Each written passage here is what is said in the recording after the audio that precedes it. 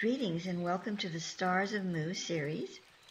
I thought it would be fun today to film on the Shambhala Sanctuary rather than the new Earth star.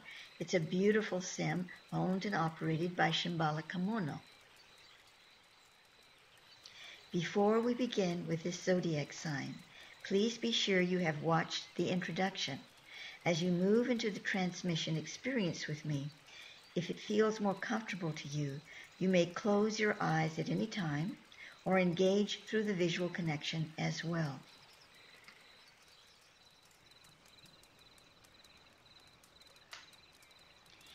In the Lemurian period, the zodiacal sign of Aries was called Pythia, a term which much later in history was used in conjunction with the oracles of Delphi in Greece.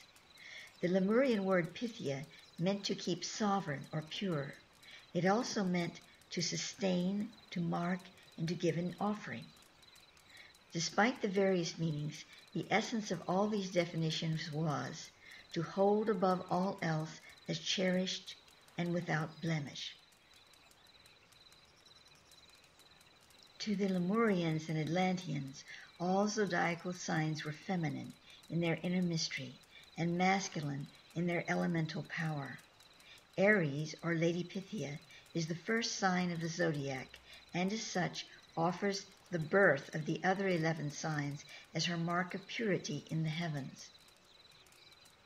She gives birth to the 11 initiations that come after her, for she contains the consciousness of all 12 within her nature. Yet all but the first, Pythia Aries herself, remain unborn within the womb until humanity brings her consciousness into its being.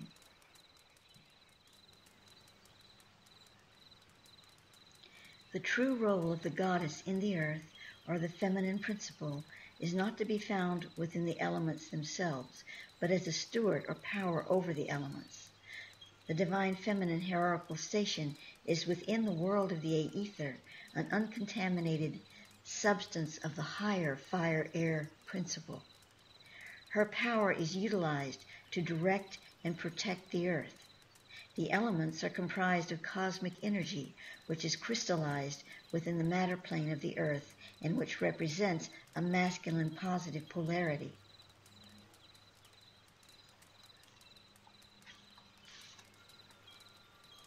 Within the progressive lowering of the planetary etheric vibration through the ages, it has been necessary for the divine feminine nature of the aether to descend ever closer into proximity with the bonding forces of the elements.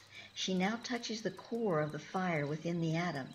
However, the quality of the negative polarity, which is referred to as the divine feminine, has never been or ever will be the actual elemental serpentine fire itself.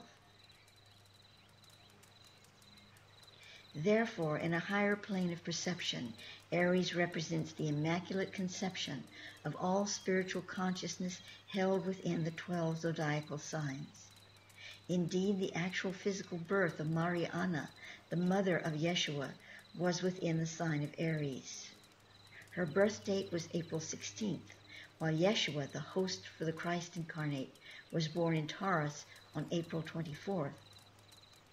From the fiery aether of Aries, the Immaculate gives birth to the sacred word, or Logos, within the Taurian earth.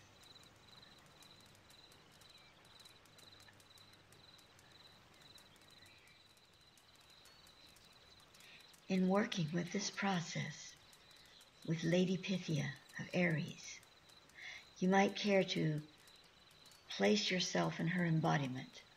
Feel yourself as Lady Pythia. Even if you're a man, bring out your divine feminine and feel that energy of Pythia. And as you do so, recognize that she has this power of spirit that is primal, but it is also refined, because her energy has truly never descended into this realm. She isn't actually a primal experience. She is a guardian of primal experiences. And there's a big difference. It feels the same sometimes when we're working with energies of nature. Oh, this is so primal. And the energies of nature are. But the goddess nurturing force that's represented by Lady Pythia of Aries is beyond that realm. And she holds the light codes of being able to transform primal energy into pure spiritual experience. There's nothing wrong with primal energy. It is something that we are using to develop through. It is creative. It is the clay that molds the experience. But when we recognize and feel the qualities of the true ascended divine feminine, we know that we can bring these experiences through, molding them in the earth, and bring them through and lift them up and create the pure substance from them. And in this way, we truly become ascended beings. And so allow Lady Pythia to feel your scent as the serpent coils about you and strike you gently but surely upon the third eye. Allow the sweetness of her venom to penetrate your being.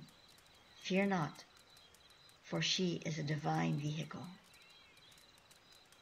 And once you have been struck, you can never again turn away from her power and beauty. And so it is.